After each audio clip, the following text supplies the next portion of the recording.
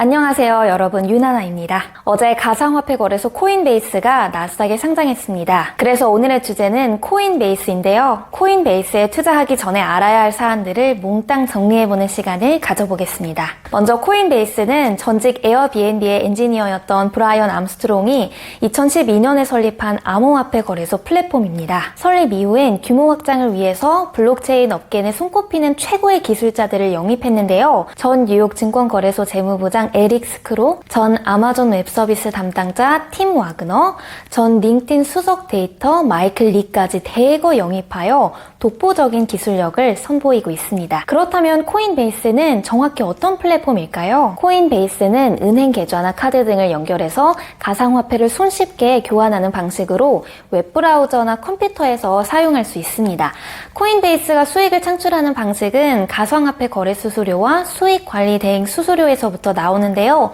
거래 수수료의 매출 비중은 무려 96%에 달합니다. 시장 점유율 또한 점점 넓혀가고 있는데요. 코인베이스는 100개국 이상에서 사용되고 있고 5,600만 명의 이용자 수를 보유하고 있으며 산업 내 점유율은 11.3%가량 확보한 상태입니다. 지난 1분기 매출액은 18억 달러를 달성했고 이는 이미 지난해 1년간 매출인 13억 달러를 넘어선 것으로 무서운 성장률을 보여주고 있습니다. 월가에서는 이미 코인베이스의 상장에 정말 큰 기대를 걸고 있었는데요. 공모가가 버블이라는 의견도 종종 나왔던 다이렉트 리스팅 발표에 이번만큼은 아주 우호적인 인터뷰들이 쏟아지고 있습니다. 이에 보답하듯 어제 코인베이스는 첫날부터 시가총액 1,000억 달러를 찍으며 굴지의 금융사들과 어깨를 나란히 하는 수준에 도달했습니다. 나스닥이 개장 전 책정한 코인베이스의 레퍼런스 프라이스는 250달러였는데요. 레퍼런스 프라이스는 투자은행들의 투입 규모 등을 감안해서 거래소가 제공하는 수치입니다. 그래서 코인베이스의 시초가가 레퍼런스 프라이스보다 130달러 높은 걸 넘어 장중에 400달러 이상까지 거래되면서 비트코인을 향한 투자자들의 기대를 증명했습니다. 그렇다면 왜 코인베이스의 상장이 가상화폐 시장에게 더 상징적으로 다가오는 것일까요? 먼저 코인베이스는 비트코인, 즉 가상화폐로 돈을 버는 플랫폼이죠. 그동안 비트코인에 직접 투자할 시 단기 변동성이 컸습니다. 또 주식시장과 다르게 24시간 거래되는 탓에 변동성에 대응하기 다소 힘든 점이 있어서 비트코인에 투자하기 꺼려하는 투자자들이 많았습니다. 하지만 비트코인이 아니라 비트코인 거래소의 경우 단기 급변동에 따른 리스크를 훨씬 줄일 수 있습니다. 즉 가상자산의 투자 저변이 더 넓어지는 건 곧 가상화폐의 제도권 진입 가능성을 높이는 긍정적인 신호로 볼 수 있는 거죠. 그래서 코인베이스가 성공적으로 시장에서 자리를 잡게 된다면 후발주자는 앞으로 더 늘어날 가능성이 있는데요. 또 다른 가상화폐 거래소 크라켄은 내년에 나스닥 상장 계획을 추진하고 있으며 한국에서 업비트를 운영하는 두나무 또한 나스닥 상장을 추진하고 있다는 소문이 있습니다. 그래서 앞으로 가상화폐에 대한 투자 지변이 빠른 속도로 확장된다면 결코 무시할 수 없는 에셋 클래스로 인정받을 가능성이 있는 것이죠. 그렇다면 코인베이스의 위험 요소는 무엇일까요? 먼저 코인베이스는 비트코인과 직접적으로 연관이 돼 있죠. 그래서 만약 비트코인이 급락해서 거래량이 감소할 경우 코인베이스의 매출은 떨어질 수밖에 없는 것입니다. 코인베이스가 아무리 훌륭한 플랫폼을 개발하고 자체 운영에 힘써도 비트코인의 가격이 하락하면 코인베이스 또한 큰 타격을 입는 겁니다. 또 다른 위험 요소는 바로 코인베이스의 수익원인 거래 수수료인데요. 코인베이스의 경쟁사들이 점유율을 높이기 위해 수수료를 공격적으로 낮추고 있다는 점도 아주 큰 위험 요소로 볼 수 있습니다. 코인베이스의 거래 수수료는 3.49%인 반면 크라켄의 거래 수수료는 1.5%에 불과합니다. 그래서 아직 가상화폐 거래소의 피 튀기는 경쟁 속에서 수수료 인하하기 싸움의 끝이 어떻게 될 것인지, 누가 1위의 자리에 오를 것인지도 아직 명확하지 않은 상황이라 투자자들 또한 끝까지 긴장을 풀지 말아야 할 것으로 보입니다. 만약 경쟁 때문에 수수료를 인하했다는 뉴스가 나온다면 그 타격은 고스란히 매출 타격으로 이어지고 주가 타격으로 이어질 가능성이 크기 때문이죠. 다음으로 코인베이스의 세 번째 위험 요소는 당국의 규제입니다. 제롬 파월 연준 의장은 코인베이스가 나스닥에 상장한 당일에 이코노믹스와 인터뷰를 했는데요. 마치 코인베이스 너네 듣고 있지? 라는 듯이 가상자산은 투기를 위한 수단이라며 직격탄을 날렸습니다. 가상자산은 결제 수단으로 활발하게 활용되지 않는다라고 하면서 비트코인은 화폐의 목적인 거래 수단보다는 자산을 부풀리고 이익을 취하는 투기에 불과하다며 강한 뜻을 내비쳤습니다. 있습니다.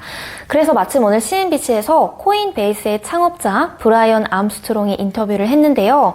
늘 날카로운 질문을 하는 진행자 앤드루 솔킨이 방금 말씀드린 수수료 경쟁과 연준의 규제에 대해 질문을 합니다. 브라이언 암스트롱은 코인베이스를 위협하는 가장 큰 두 가지 위험 요소에 관해 어떤 대응안을 갖고 있을까요? 영상을 보시죠. A big question for investors. Will transaction fees, which make up 96% of Coinbase's revenue last year, ultimately come down with increased competition? And what does that mean for the business? We haven't seen any margin compression yet, and I actually wouldn't expect to see it in the short and the midterm. But longer term, yes, I do think there could be fee compression just like in every other asset class out there. And so what you've seen is in our financials, we've started to invest in different revenue streams that are starting to provide these green shoots of revenue, and things like Coinbase Earn, Coinbase debit card, staking revenue, ways that people are earning yield on their assets. And we've started to monetize a number of things like this. Our custody business for our institutional customers, for instance. So these are providing more steady, predictable streams of revenue. And my guess is that in 5 or 10 years, you'll see that be maybe even as 50% or more of our revenue. When it comes to Treasury Secretary Janet Yellen, who's been very critical of crypto, and Fed Chairman Jay Powell, I asked Brian if he thinks they understand the crypto world.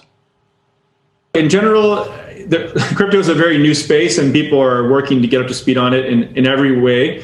I think one of the big things that's not well known out there yet today, there's still some folks that are in this mindset of, hey, this must be mostly used for illicit transactions. And I always kind of cringe a little bit when I see that because frankly, it just doesn't match the data underneath. I think we just want to be a helpful resource to talk to them about this new emerging technology and what are the opportunities it's going to create. That's honestly, it's far more interesting to look at the opportunities while also being very thoughtful about mitigating any risks. 이렇게 코인베이스는 앞으로도 사업 범위를 더욱더 확장시켜서 수수료에만 의지하는 플랫폼이 아닌 금융계를 장악하는 플랫폼으로 성장시킬 것이라는 것을 암시했는데요.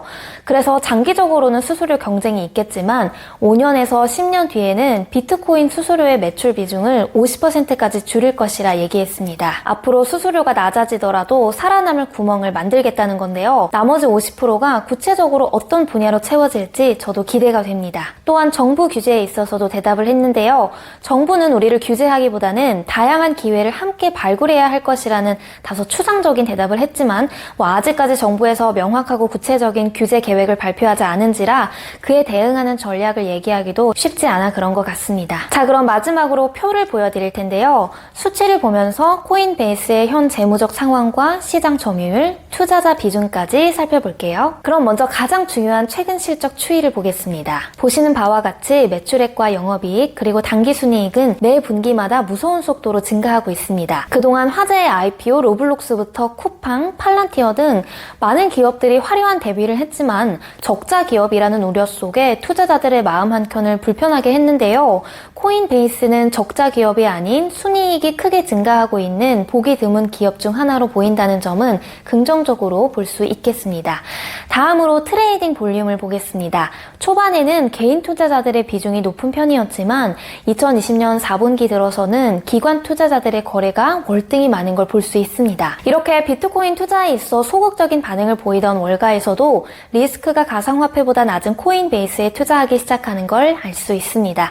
다음으로 주요 암호화폐 거래소의 자산 규모를 비교해보면 코인베이스가 타 경쟁사 대비 선두를 달리고 있는 지표도 보실 수 있습니다. 네, 오늘은 나스닥에 화려하게 상장된 코인베이스에 대해 알아봤는데요. 지금 월가에서는 코인베이스가 저평가됐다는 시선과 고평가됐다는 시선으로 확연하게 나뉘고 있습니다. 그래서 이 부분에 대해서도 다음에 영상으로 한번 만들어 보겠습니다. 아직 상장 초기이기 때문에 변동성은 다소 클 것으로 예상하고 있는데요. 비트코인에 직접적으로 투자하는 게 아직 거부감이 있으신 분들이나 간접적인 투자처를 찾고 계신 분이 있으시다면 코인베이스도 눈여겨보는 게 좋을 듯 합니다. 하지만 앞으로 코인베이스가 너무 비트코인의 미래에만 달려있다는 점이 좀 큰 위험 요소라고 생각하는데요. 앞으로 어떤 식으로 사업 분야를 개발해 나갈지가 저는 큰 관건이라 생각합니다. 오늘 제 영상이 유익하셨다면 좋아요와 구독, 알림 설정, 댓글 잊지 말아주시고요. 저는 다음 영상으로 돌아오겠습니다. 이나나였습니다.